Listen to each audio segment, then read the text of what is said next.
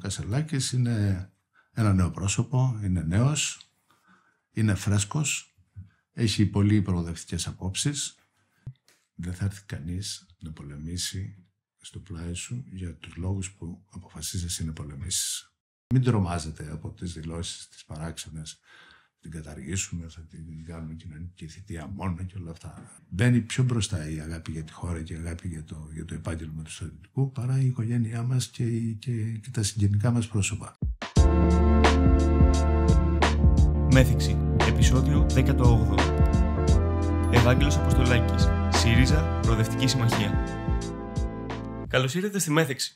Είμαι ο Πάνος Γιώβας. Και εγώ Λουκάς Μητσάτσος. Και σήμερα έχουμε τη χαρά να είναι κοντά μας ο επίτιμος αρχηγός ΓΕΘΑ, πρώην Υπουργός Αμήνης και βουλευτής επικρατείας του ΣΥΡΙΖΑ, ναύαρχος αναπροστατρία, κύριος Ευάγγελος Αποστολάκης. Κύριε Αποστολάκη, ευχαριστούμε πολύ για την αποδοχή της πρόσκλησης. Σας ευχαριστούμε πολύ. Καλημέρα. Ευχαριστώ πάρα πολύ για την πρόσκληση καταρχήν και για το γεγονός ότι είστε κοντά. Να είστε καλά. Λοιπόν, το κόμμα σας εξέλεξε πρόσφατα νέο αρχηγό, τον κύριο Κασελάκη, και είδαμε πως εσείς από την πρώτη στιγμή σταθήκατε φανερά κοντά του. Τι ήταν αυτό που είδατε στον κύριο Κασελάκη και σας έκανε να τον στηρίξετε? Τι διαφορετικό πιστεύετε ότι θα φέρει? Καταρχήν να ξεκινήσουμε από το γεγονός του σε ποια κατάσταση βρέθηκε το κόμμα μετά την αποχώρηση του κυρίου Τσίπρα. Ναι. Και μετά την εκτίμηση για το τι έφταξε που έφτασε ο ΣΥΡΙΖΑ να έχει 2-3 απανωτές ήττες, Ναι. Με αποτέλεσμα να πέσουν αρκετά τα ποσοστά του αφενός και αφετέρου να φανεί ότι η επαφή του κόμματος με την κοινωνία δεν ήταν η καλύτερη. Η ανταπόκριση που υπήρχε σε αυτό που ο ΣΥΡΙΖΑ προέβαλε και χρησιμοποίησε σαν προεκλογικό αφήγημα, φαίνεται ότι δεν είχε την ανταπόκριση που θα έπρεπε. Και από εκεί και μετά εμφανίζεται η ανάγκη να αλλάξει το κόμμα.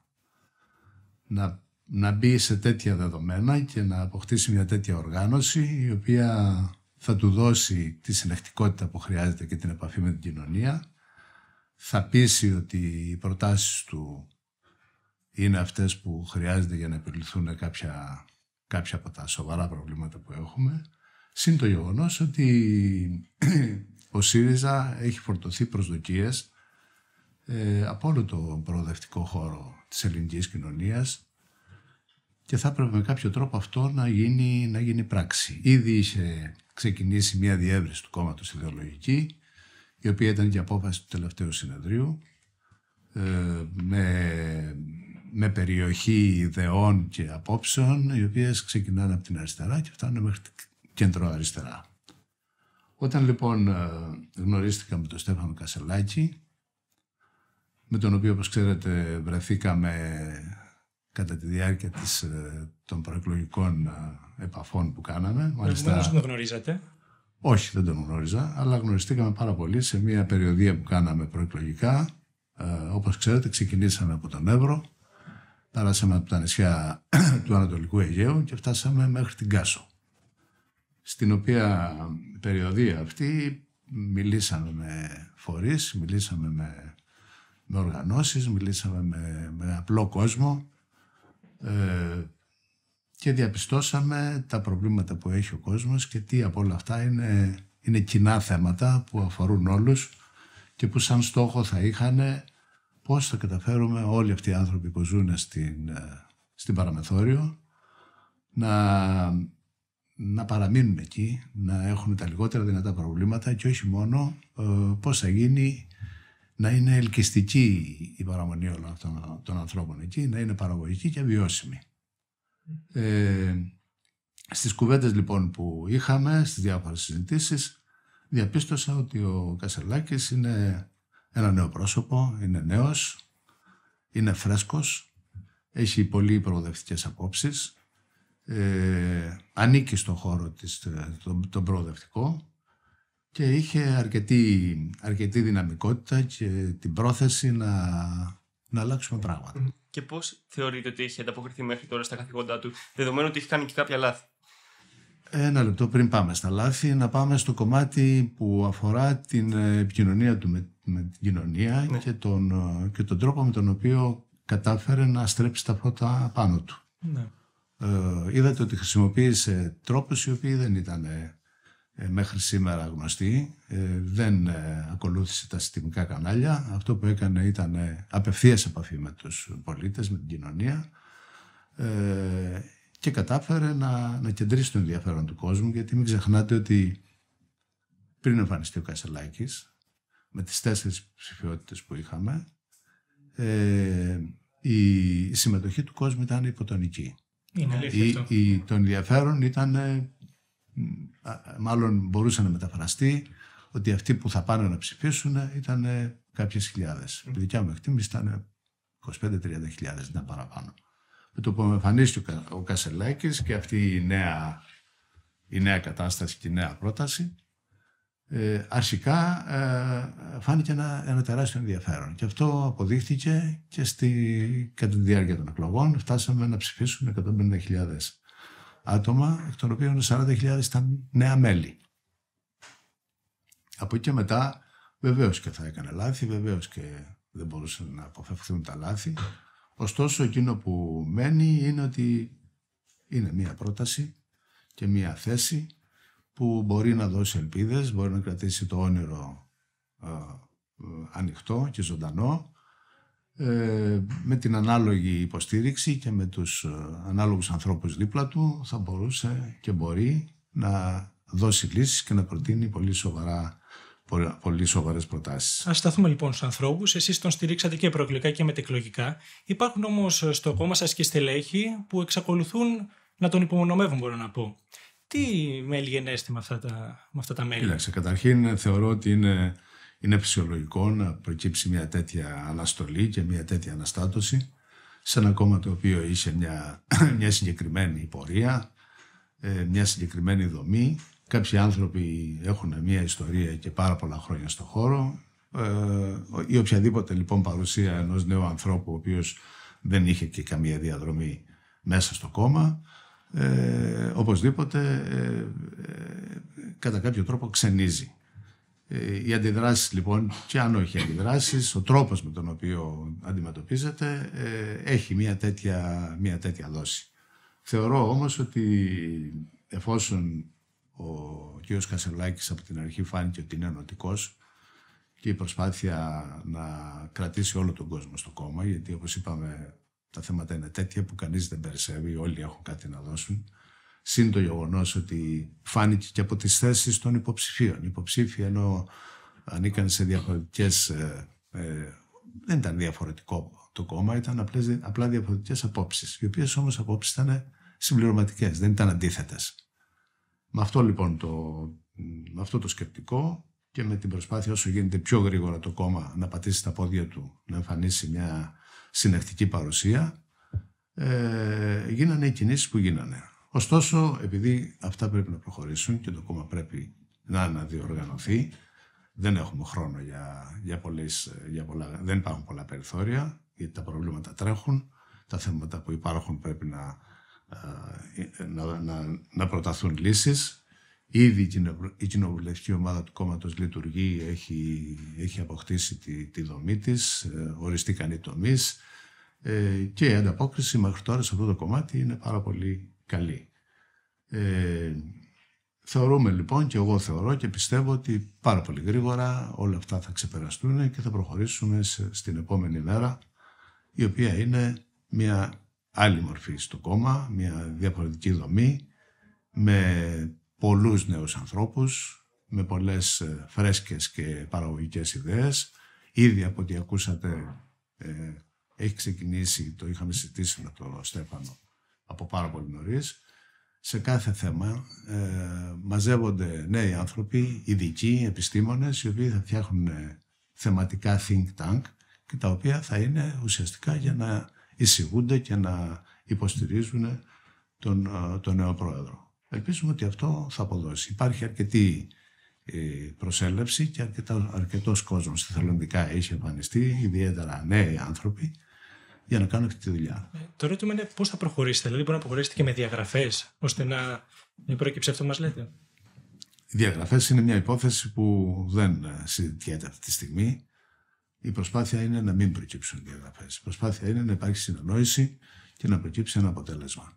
Νομίζω ότι σιγά σιγά με τις ανάλογες θέσεις και με τις ανάλογες συζητήσεις, έτσι κι αλλιώς το κόμμα είναι ένα κόμμα που έχει διαφορετικές απόψεις, όπως είπαμε και προηγουμένως, αλλά έχει και ένα άλλο. Υπάρχει επικοινωνία. Γίνονται συζητήσεις. Είναι το κόμμα που συζητάει. Και χωρίς συζήτηση και χωρίς να κάτσουν κάτω και να βάλουν τα προβλήματα τα οποία μας χωρίζουν, μπορούμε να βρούμε ποια είναι τα θέματα τα οποία μας ενώνουν και να προχωρήσουμε. Αλλά ξαναλέμε δύο πράγματα. Το ένα είναι ότι το κόμμα έχει αρχηγό. Τον αποδέχονται ή όχι, έχει αρχηγό. Από και μετά πάμε στην επόμενη κίνηση που είναι ποιες αλλαγές πρέπει να γίνουν, οι οποίες και αυτές θα γίνουν.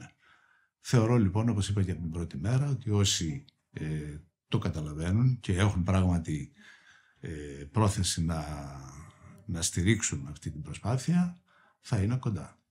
Οι υπόλοιποι δεν απαραίτητο να διαγραφούν, αλλά μπορεί να έχουν διαφορετικές θέσεις. Μάλιστα. Πάμε τώρα στις αυτοδιοικητικές. Στο δεύτερο γύρο είδαμε συνεννόηση για πολλούς δήμους και περιφέρειες, Πασόκ και ΣΥΡΙΖΑ. Μια κοινή συνεννόηση. Και υπήρξε επιτυχία στο Δήμο της Αθήνας με τον κύριο Δούκα. Και στη Θεσσαλία. Ναι. Οπότε για αρχή θα θέλαμε ένα σχόλιο γενικώς για τις αυτοδιοικητικές στο δεύτερο γύρο από εσάς.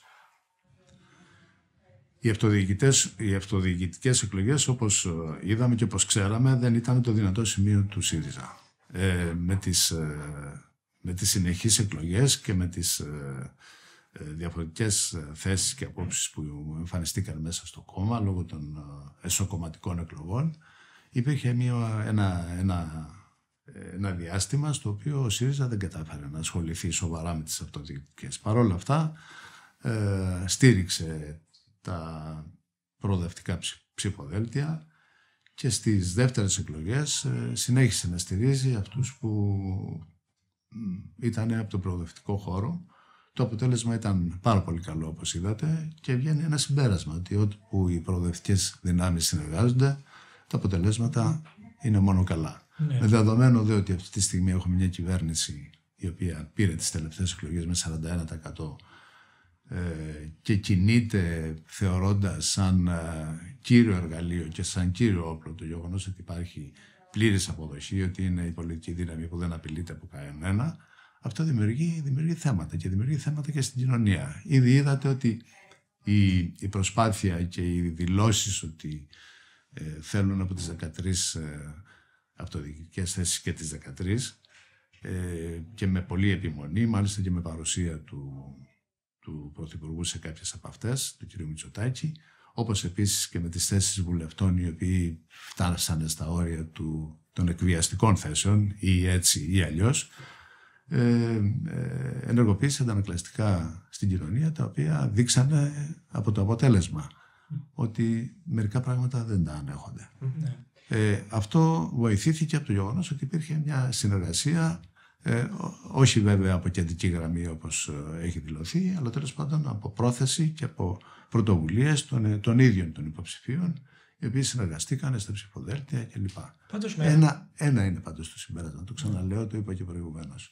Οι προοδευτικές δυνάμεις πρέπει να ενωθούν, γιατί αυτός είναι ο μοναδικός τρόπος να εμφανιστεί μια διαφορετική θέση, μια θέση η οποία έχει προοπτικές και να γίνει κυβερνητικό σχήμα. Και όταν λέτε να ενωθούν οι προοδευτικές δυνάμεις, πώς το εννοείτε? Διότι ακούσαμε και απόψεις από διάφορα στελέχη ότι ίσως μια συμπόρευση του Πασόκ με το ΣΥΡΙΖΑ και σε κεντρικό πολιτικό επίπεδο, ακούσαμε ακόμα και με κοινό ψηφοδέλτιο σε ευρωεκλογές, ότι αυτή θα ήταν μια λύση η οποία θα ωφελούσε τον προοδευτικό χώρο. Εφόσον υπήρξε επιτυχία και στις αυτοδιοικητικές, να επεκταθεί.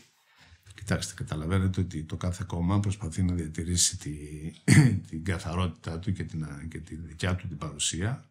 Επομένως, η όποια συμφωνία για κοινά ψηφοδέλτια και τέτοια είναι θέσεις από τις οποίες δεν θέλει κανείς να τις δεχτεί αυτή τη στιγμή. Ωστόσο, υπάρχουν τρόποι. Νομίζω ότι όλα αυτά θα προκύψουν καταρχήν από το να συμφωνήσουμε ότι υπάρχει πρόθεση να γίνει αυτό.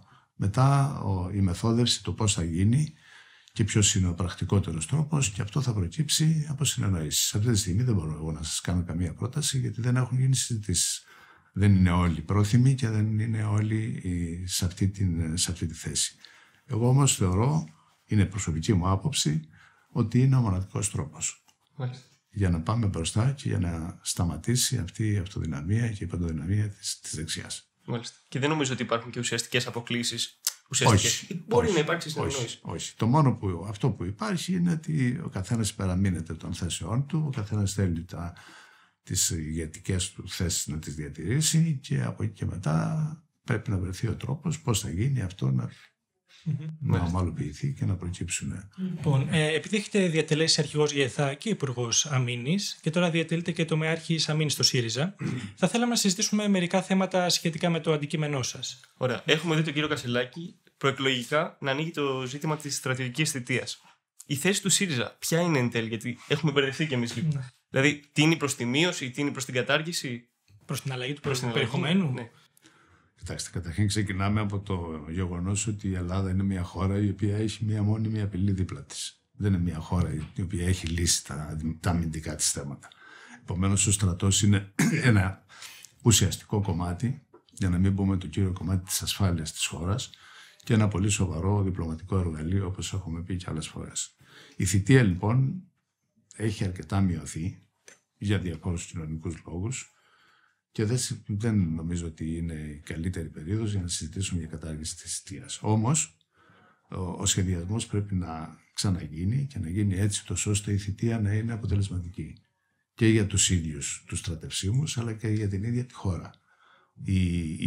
Εκεί πάνω συζητάμε διάφορα μοντέλα τα οποία μπορούμε να εφαρμόσουμε και οι προτάσεις είναι σε γενικές γραμμές να υπάρχει θητεία, αλλά να είναι αποτελεσματική. Με ποιο τρόπο θα τον βρούμε? Υπάρχουν διάφορα μοντέλα σε άλλες χώρες που μπορούμε να ακολουθήσουμε, αυτά που προσαρμόζονται στα δικά μας δεδομένα και να προχωρήσουμε σε αυτή την κατεύθυνση.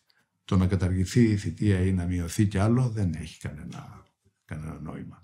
Αυτό που έχει όμως νόημα είναι να μην πηγαίνει ο χρόνος χαμένος από τους ανθρώπους που είναι νέοι, που σταματάνε τις σπουδές τους, σταματάνε την πορεία τους για την εργασία μετά από τις σπουδές τους, να φεύγουν από το χώρο, να φεύγουν από τη θητεία τους και να έχουν πάρει μαζί τους κάτι θετικό, το οποίο θα τους βοηθήσει στη συνέχεια, αφενός και πετέρου και η ίδια η πατρίδα και οι ένοπλες δυνάμεις έχουν δεχτεί μια προσφορά που να είναι ανάλογη της προσπάθειας που γίνεται. Και αυτό είναι και το περιεχόμενο της έννοιας κοινωνική θητεία που έχουμε ακούσει. Και αυτό είναι και το περιεχόμενο της έννοιας κοινωνική θητεία.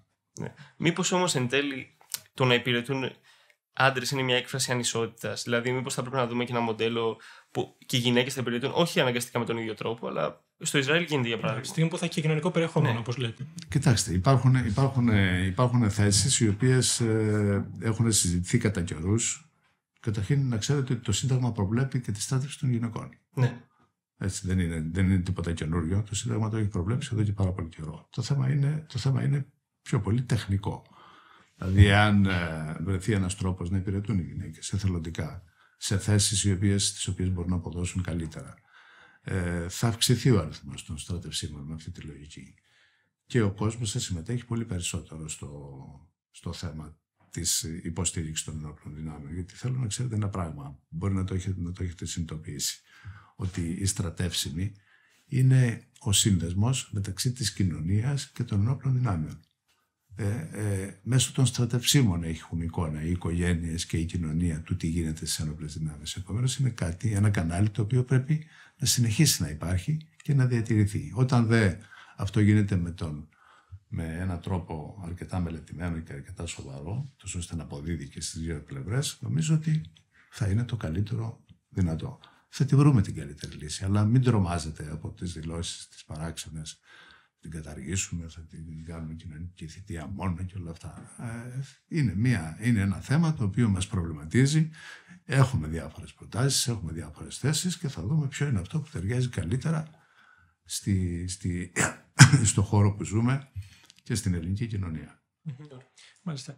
Κύριε Ναυάρχε, πώς κρίνετε τη σημερινή αμυντική πολιτική της χώρας μας και άμα ήσασταν εσείς κυβέρνηση, τι διαφορετικό θα βλέπαμε? Καταρχήν να πούμε το εξής, ότι αν πάμε στο θέμα των εξοπλιστικών σε πρώτη φάση, Τα εξοπλιστικά είναι μια υπόθεση που θέλει πάρα πολύ προσοχή. Και θέλει προσοχή γιατί υπάρχει για τα εξοπλιστικά σχεδιασμός, υπάρχει πρόβλεψη. Υπάρχει ένα πρόγραμμα που λέγεται 15 ετές πρόγραμμα, μέσα στο οποίο περιγράφονται οι μελλοντικές ανάγκες των ενόπλων δυνάμεων. Με αδρές γραμμές, αλλά τέλος πάντων πάντα καθορίζεται το μέλλον και η προοπτική του πώς πρέπει να κινηθούμε. Οτιδήποτε λοιπόν γίνεται πρέπει να υπάρξει, να προκύψει από τις διαδικασίες που προβλέπονται. Θα σας πω λίγο τη γενικότερη φιλοσοφία. Σε πρώτη φάση αυτό που πρέπει να γίνεται είναι τα συστήματα που ήδη έχεις να υποστηρίζονται και να είναι αποτελεσματικά στο καλύτερο δυνατό επίπεδο. Το δεύτερο κομμάτι είναι τι πρέπει να συμπληρωθεί, τι πρέπει να αλλάξει και πού πρέπει να πάμε σε καινούριες προμήθειες οπλικών συστημάτων. Όλα αυτά γίνονται μετά από εισηγήσεις των επιτελείων, τα οποία εμφανίζουν τις ανάγκες τους, μετά από προτάσεις οι οποίες εξετάζονται και μέσα στα πλαίσια των δημοσιονομικών δυνατοτήτων που διατίθενται. Όλοι πολύ καλά ξέρουμε ότι ο καθένας από εμάς θα ήθελε λίγο κάτι διαφορετικό και κάτι παραπάνω από αυτό που λένε οι οικονομικές του δυνατότητες. Εδώ συνήθως είμαστε λίγο παραπάνω από τις δυνατότητες που έχουμε, όμως αυτό δικαιολογείται με την ανάγκη που υπάρχει.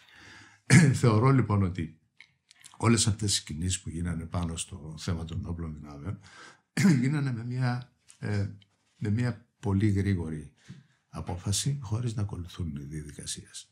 Με αποτέλεσμα να έχουν προκύψει 2-3 πράγματα που είναι λάθη. Το ένα είναι ότι οι εισηγήσεις, μάλλον οι αποφάσεις για τα εξοπλιστικά δεν γίνανε μετά από εισηγήσεις των επιτελείων. Ήρθε και κούμπωσε η άποψη πολιτική πάνω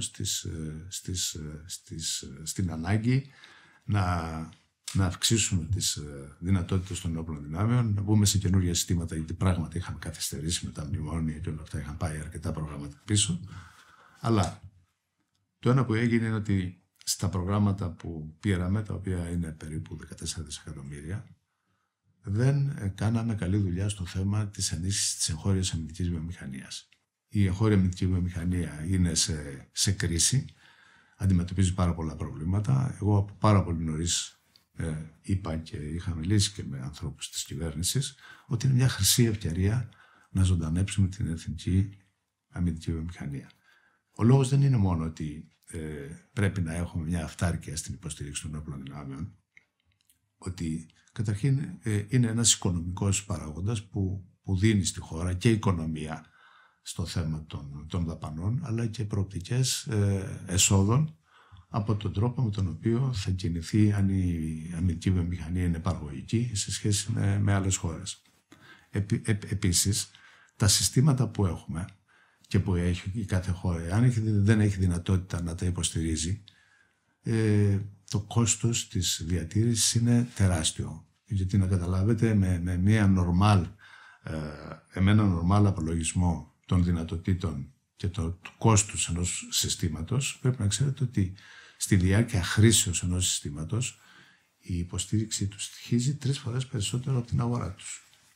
Στην προκειμένη περίπτωση λοιπόν, όταν παίρνουμε αεροσκάφη από τη Γαλλία, πλοία από τη Γαλλία και δεν έχουμε εξασφαλίσει την υποστήριξη από τις εγχώριες δυνατότητες των αμυντικών βιομηχανιών, φτάνουμε στο σημείο κάποια στιγμή ένα πλοίο που θα πρέπει να κάνει επισκευή να πάει στη Γαλλία ή να έρθουν τεχνικοί από τη Γαλλία να το υποστηρίξουν εδώ. Ή το ανάλογο γίνεται και με τα αεροσκάφη. Ανάλογο γίνεται και με όποια οπλικά συστήματα είναι εισαγωγής που πρέπει να τα στηρίξουμε στο μέλλον. Επομένως δεν είναι βίτσιο ούτε παραξενιά. Είναι κάτι που είναι ανάγκη. Το επόμενο κομμάτι είναι το θέμα του προσωπικού. Το προσωπικό των ενόπλων δυνάμεων είναι το βασικό οπλικό σύστημα. Το σοβαρότερο οπλικό σύστημα σε ένα χώρο είναι το προσωπικό.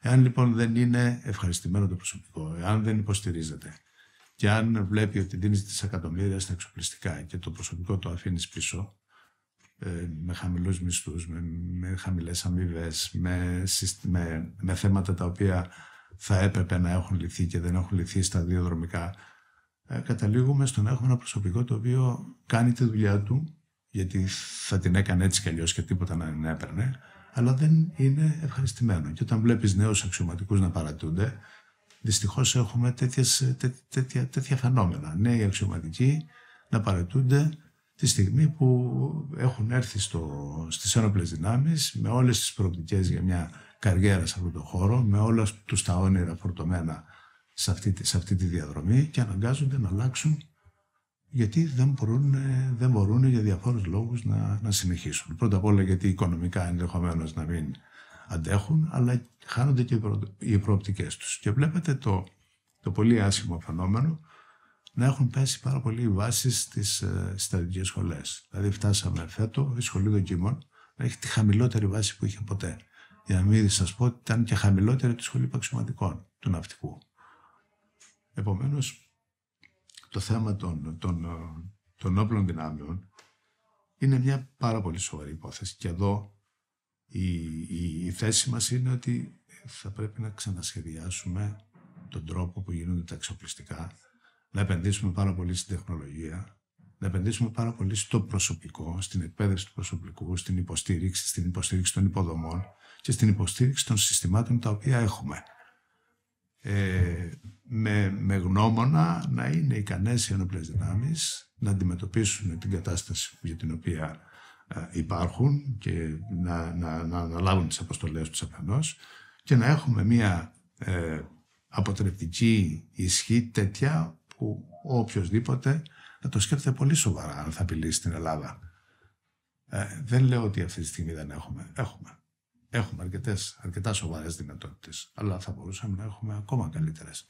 Και θα μπορούσε η προοπτική στο μέλλον, ο σχεδιασμός να είναι τέτοιος, ο οποίος αξιοποιώντας τη τεχνολογία και με σωστές επιλογές να βρεθούμε και ένα βήμα μπροστά από αυτόν που έχουμε σαν αντίπαλο. Ναι, μάλιστα. Τώρα, για να πάμε λίγο στα ελληνοτουρκικά, βλέπουμε ότι το τελευταίο καιρό υπάρχει μια σχετική ηρεμία και ότι φαίνεται να αρχίζει κάπως ο διάλογος. Εσείς πώς το βλέπετε αυτό? Ο διάλογος είναι καλός και η ηρεμία καλή είναι.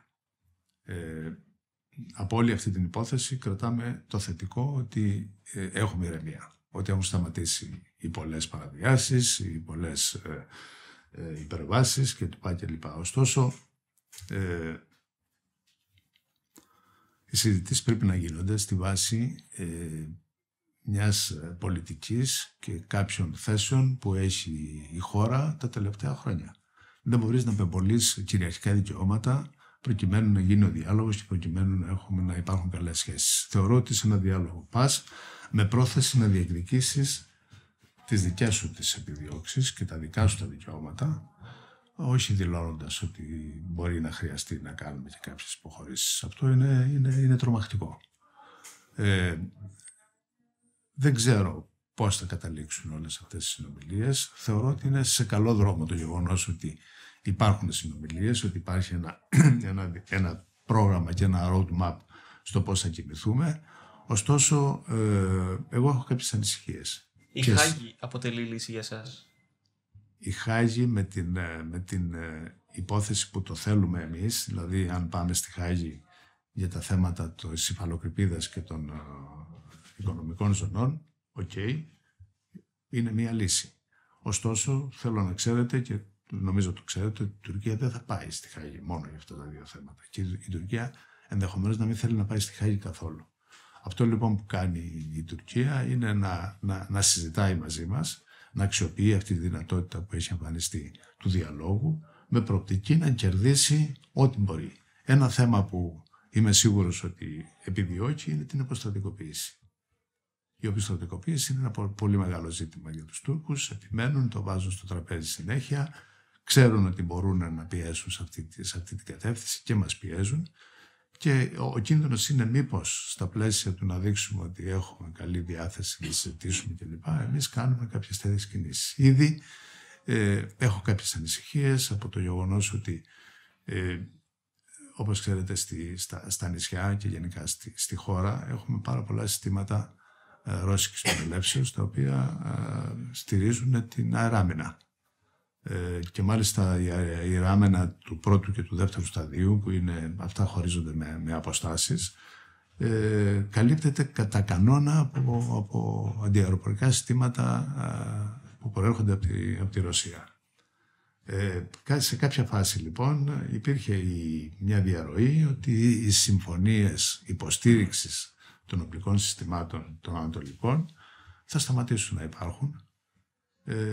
Όσες λήγουν δεν θα τις ανανεώσουμε κλπ. Αυτό σημαίνει ότι αυτά τα συστήματα μετά, όταν θα σταματήσει να τα υποστηρίζει, πάρα πολύ γρήγορα θα απαξιωθούν. Και τότε θα μπει η λογική, ας τα δώσουμε στους Ουκρανούς, μια και έχουμε αναλάβει την υποχρέωση, όπως λέει η κυβέρνηση, να τους στηρίξουμε και έχουμε υποσχεθεί κάτι τέτοιο, προκειμένου να είμαστε και σύνομοι με αυτά που έχουμε συζητήσει και αυτά που δείχνουμε στους συμμάχους μας. Αυτά τα συστήματα όμως δεν μπορεί να απαξιωθούν, ούτε μπορεί να φύγουν εάν δεν αντικατασταθούν με κάποια άλλα. Ναι. Τα οποία αυτή τη στιγμή δεν φαίνεται να υπάρχουν, ούτε να έχουμε τα χρήματα για να το κάνουμε. Και από εκεί ξεκινάει ένα ζήτημα. Έχουμε και κάποια δείγματα ότι έχουν γίνει κάποιες τέτοιες κινήσεις. Δηλαδή έχουν φύγει συστήματα από τα νησιά. Μάλιστα θυμάστε την κουβέντα, φαντάζομαι όσοι ασχολείστε με αυτό το θέμα, με τα BMP-1s, τα οποία ήταν ρώσικης προελεύσεως, θα τα δίναμε στην Ουκρανία και θα παίρναμε τα Marder, τα οποία είναι γερμανικής προελεύσεως, νεότερα κατά 10 χρόνια, καλύτερων δυνατοτήτων, αλλά όχι τόσο καλύτερα όσο. Αλλά το χειρότερο από όλα είναι ότι ενώ αυτά φύγαν από τα νησιά, όταν πήραμε κάποια κομμάτια, γιατί δεν τα πήραμε όλα, όπως ήταν να δώσουμε 50 και θα παίρναμε 50. Δώσαμε κάποια και πήραμε κάποια κομμάτια πολύ λιγότερα από τα 10. Με τη δέσμευση, όπως είπε τότε ο Γερμανός καγκελάριος, ότι θα μείνουν στον Εύρο. Το σημαίνει ότι ήδη αρχίζουμε λίγο να κάνουμε το χατήρι των φίλων μας εδώ απέναντι. Σε αυτή λοιπόν την κατεύθυνση θέλει πάρα πολύ προσοχή, με ανησυχίες οι οποίες προκύπτουν για διάφορα θέματα εθνικής φύσεως. Θέλει πάρα πολύ προσοχή και αυτοί που θα εμπλακούν στο διάλογο, που εμπλέκονται και στις συνομιλίες, θα πρέπει να είναι πολύ καλά καταρτισμένοι, θα πρέπει να είναι ομάδες επιστημονικές που να το ξέρουν το θέμα, να ξέρουν τι προτάσεις θα κάνουν, να ξέρουν μέχρι πού μπορούν να δεχτούν πράγματα. Οι συζητήσεις είναι σε αρκετά υψηλό επίπεδο.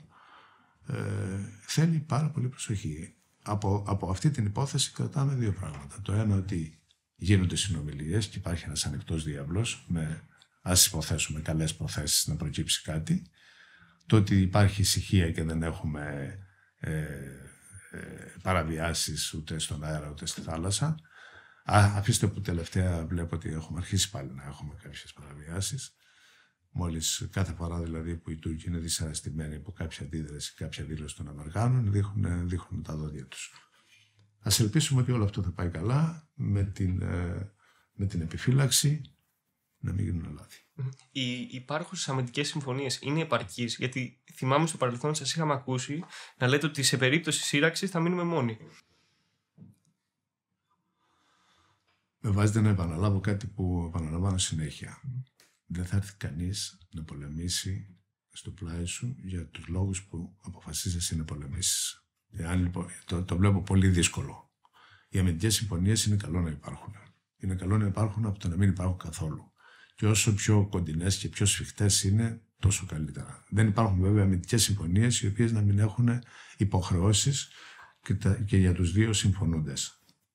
Δίνεις κάτι, παίρνεις κάτι. Στην προηγουμένη περίπτωση οι συμφωνίες μας υπάρχουν, έχουμε μια στήριξη κατά κάποιο τρόπο διπλωματική, την οποία δεν την έχουμε στο επίπεδο που θα θέλαμε. Δεν θεωρώ ότι όμως ότι μας εξασφαλίζουν την ασφάλεια που θα θέλαμε, γιατί εν τη αυτή περιπτώσει είμαστε μια μεγάλη χώρα, ανήκουμε σε δύο πολύ σοβαρούς σχηματισμούς, στο ΝΑΤΟ και στην Ευρωπαϊκή Ένωση. Εάν οι συμφωνίες μας καλύπτανε, δεν υπήρχε και λόγος να πληρώνουμε τόσα λεφτά στα οπλικά συστήματα. Είχαμε τις συμφωνίες και θα γινόταν η δουλειά μας. Δυστυχώς δεν είναι έτσι τα πράγματα. Δυστυχώς θα πρέπει να είμαστε επαρκείς, ικανοί, με ισχυρές ενόπλες δυνάμεις και με μια ισχυρή διπλωματία.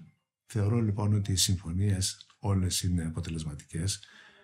Είναι πολύ καλύτερα να έχουμε συμφωνίες με όλους, με όσους γίνεται περισσότερους, παρά να μην έχουμε καθόλου.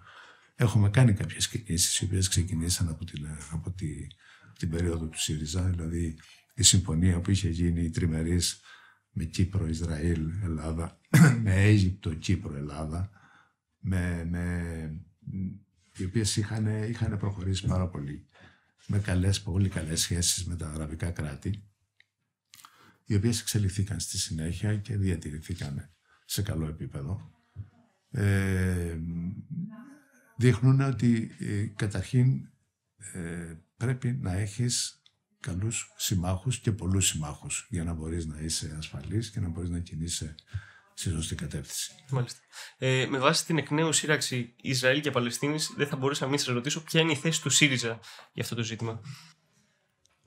Η θέση του ΣΥΡΙΖΑ είναι σαφής, την έχει και τελευταία την έχει εκφράσει, ότι ναι μεν το Ισραήλ έχει το δικαίωμα να αμυνθεί και να προστατεύσει τη χώρα του, αλλά από την άλλη τη μεριά και ο Παλαιστινιακός λαός έχει δικαίωμα να ζήσει στον τόπο του και να ζήσει ασφαλώς. Επομένως εκεί είναι καταδικαστέα η ενέργεια της Χαμάς χωρίς συζήτηση, δηλαδή μια τέτοια επίθεση και τέτοιες ομότητες και μια τέτοια παρέμβαση στο κράτος του Ισραήλ είναι κάτι το οποίο είναι κατακριτέο. Αλλά άλλο η Χαμάς, άλλο η Παλαιστινή. Θεωρούμε λοιπόν ότι πρέπει να προστατευτούν τα δικαιώματα των Παλαιστινίων, πρέπει να γίνει σεβαστή η εδαφική τους παραμονή, γιατί όπως ξέρετε έχουν συμπιεστεί οι άνθρωποι στο 20% των εδαφών που είχαν ξεκινήσει. Δηλαδή κάποιοι το έχουν περιγράψει κιόλας ότι ο χώρος στον οποίο ζουν είναι όσοι άνδρος.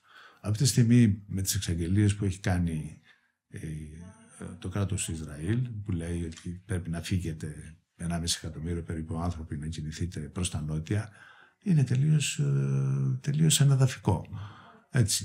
Θέλει λοιπόν πάρα πολύ προσοχή, πάρα πολύ ψυχραιμία και πάρα πολύ καλή παρέμβαση από όλους τους ενδιαφέρονται να μην συνεχίσει αυτός ο πόλεμος. Κάθε μέρα έχουμε νεκρούς, αυτά που πρέπει να σταματήσουν. Δηλαδή η επίλυση αυτού του θέματος πρέπει να γίνει με διπλωματικό τρόπο.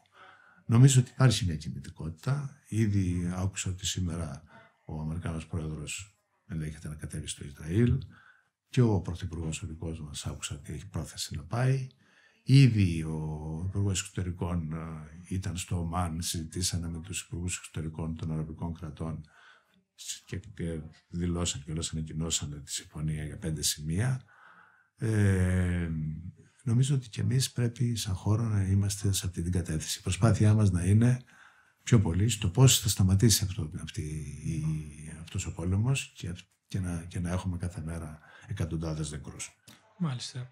Λοιπόν, και φτάνοντας προς το τέλος, θα θέλαμε να σας ρωτήσουμε ως αρχηγός ΓΕΘΑ, τι είναι αυτό που έχετε αποκομίσει από το στράτευμα που θεωρείτε ότι θα σας βοηθήσει και τώρα στο επίπεδο της πολιτικής, το ρόλο που έχετε σήμερα.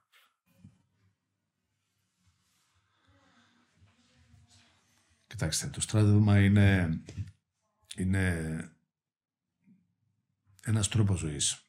Έτσι ξεκινάς από παιδάκι και καταλήγεις, ζεις μέσα στο στράτευμα, διαμορφώνεσαι μέσα στο στράτευμα και τελικά δεν μπορεί να μην επηρεάσει ούτε τον τρόπο σκέψης σου, ούτε τον τρόπο με τον οποίο ζεις. Αυτό που μένει από το στράτευμα είναι ότι πολύ σημαντικό στοιχείο στον όποιο οργανισμό είναι η πειθαρχία. Είναι η πειθαρχία και η ιεραρχία. Οι άνθρωποι οι οποίοι ζουν στο στράτευμα και κινούνται και είναι επαγγελματίες του χώρου, ξέρουν πολύ καλά τη δουλειά τους, ξέρουν πολύ καλά τα καθήκοντά τους, ξέρουν πολύ καλά τις ευθύνες τους. Υπάρχει λοιπόν μια πολύ καλή κατανομή στις αρμοδιότητες, υπάρχει μια τάξη και υπάρχει και η ευθύνη. Όταν γίνεται κάτι είναι πολύ σαφές το ποιος φταίει. Όπως αυτό που νομίζω έχετε καταλάβει όλοι, υπάρχει η αγάπη για τη χώρα και μερικές φορές μπαίνει πιο μπροστά η αγάπη για τη χώρα και η αγάπη για το επάγγελμα του στρατιωτικού παρά η οικογένειά μας και τα συγγενικά μας πρόσωπα. Έτσι είναι το κομμάτι που σου δείχνει ότι για να αποδώσει κάτι πρέπει να δώσει ένα κομμάτι από τον εαυτό σου. μαθαίνεις να είσαι αυτός που προσφέρεις και όχι που παίρνεις από αυτό το χώρο. Αυτές λοιπόν είναι αρχές οι οποίες δεν μπορείς να μην τις έχεις και στη συνέχεια. Και αυτή τη στιγμή η δικιά μου προσπάθεια είναι να προσφέρω όσο γίνεται περισσότερο στη χώρα με τις δυνατότητες που μου έχει δώσει η εμπειρία μου από τις ένοπλες δυνάμεις και η εμπειρία μου σε αυτό το χώρο. Αυτό που έχω κρατήσει και πάλι είναι ότι ο κόσμος των ενόπλων δυνάμεων, που είναι το σημαντικό κομμάτι, όπως σας είπα και προηγουμένως, βλέπει αυτή τη δουλειά του σαν προσφορά στην πατρίδα. Κάποτε μας λέγανε ότι η δουλειά του στρατιωτικού δεν είναι δουλειά, είναι λειτουργήμα. Και είναι έτσι. Αν θα δείτε και αν θα κάτσουμε να αναλογιστούμε τι κάνουν οι άνθρωποι στις ενόπλες δυνάμεις, πόσες ώρες παταλούν, πόσο βάζουν τον εαυτό τους σε κίνδυνο, πόσο δύσκολα επιβιώνουν με τις οικογένειές τους, πόσο δύσκολες είναι οι συνθήκες στις οποίες ζουν, θα καταλάβετε ότι αυτά δεν πληρώνονται. Σας ευχαριστούμε πάρα πολύ για αυτή τη συζήτηση. Ευχαριστούμε που μας δεχτήκατε. Το απολαύσαμε πραγματικά. Ευχαριστούμε πολύ. Εγώ σας ευχαριστώ πολύ. Να είστε πάντα καλά. Και εύχομαι αυτό να συνεχίσει να γίνεται, γιατί και εμένα μου δίνει δυνατότητα να πω δύο πράγματα που... Και είναι και μεγάλη τιμή για μας. Σας ευχαριστώ πολύ. Σας ευχαριστώ πολύ. Να είστε καλά. Καλή επιτυχία. Και καλά επιτυχία, έτσι. Ευχαριστούμε.